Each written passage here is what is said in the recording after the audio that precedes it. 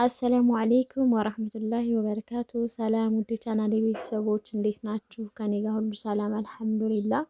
ዛሬም በአዲስ ቪዲዮ ብቅ ብያለሁ። ለቻናሌ አዲስ ሲሆናችሁ ሰብስክራይብ በማድረግ ቤተሰብ ሆኖ የቻናሌ ቤተሰቦች ደግሞ ላይክ፣ ሼር እያደረጋችሁ አበረታቱኝ።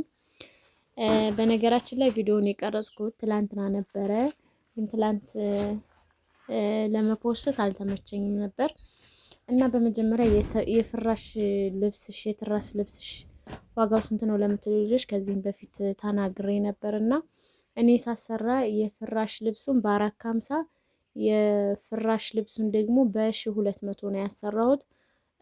470 እንደገባ አስታውሳለሁኝ። 5ም የገባ ይመስለኛል። ከዛ ወደዚህ ደግሞ ምን ያህል እንደጨመረ አላወኩትም ማለት ነው። እና ያለው ነገር ይሄ ነው።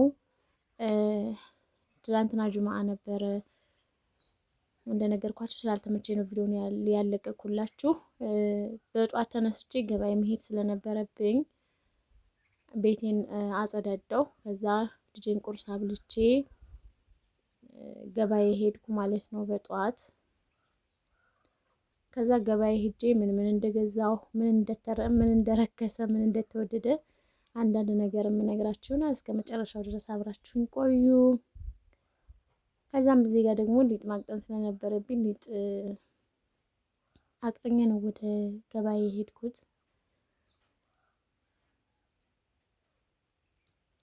ገና ሳቀጥ ነው ኩፍ ኩፍ እያለ ነው ማለት ነው።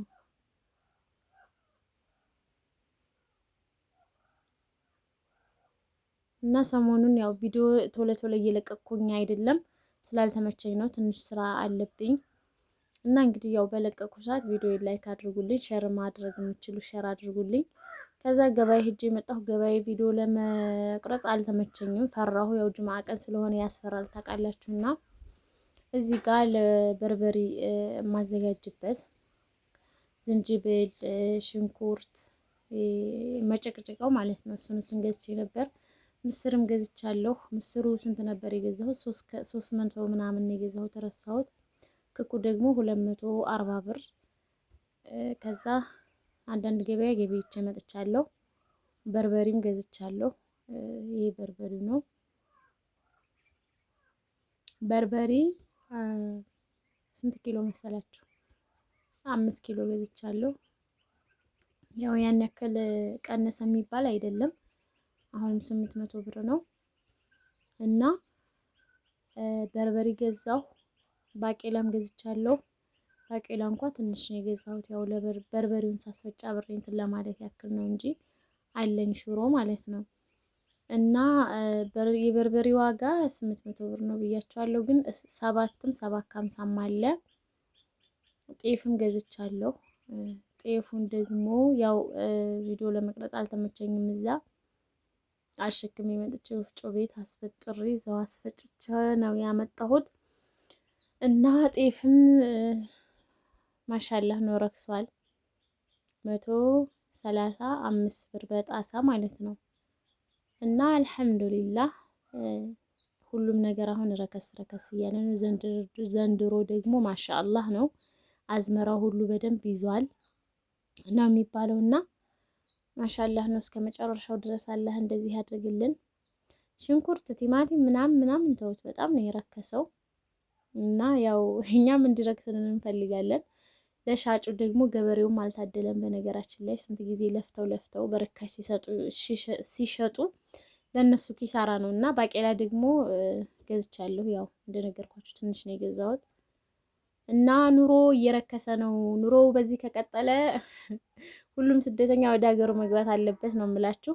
እዚህ ጋር ደግሞ ያው አንዳንድ ትንሽ ገርገር የሆነውን እንጨት እኔ እፈልጣለሁ፣ ግን ጠበቅ ያለውን ስለማልፈልጠው ሰው አምጥቼ የሚፈልጥልኝ ሰው አስፈለጥኩ፣ እንጨት ማለት ነው። ከዛ የተፈለጠልኝን እንጨቴን የእንጨት ማስገቢያ ትንሽ የቤት አለችኝ ማስቀመጫ፣ እዛች አስገብቼ አስቀመጥኩኝ እንጨቴን። ከዛ እዚህ ጋር ደግሞ ከሰል ገዝቻለሁ። ምርጥ ከሰል ነው ብለውኝ ከዚህ በፊት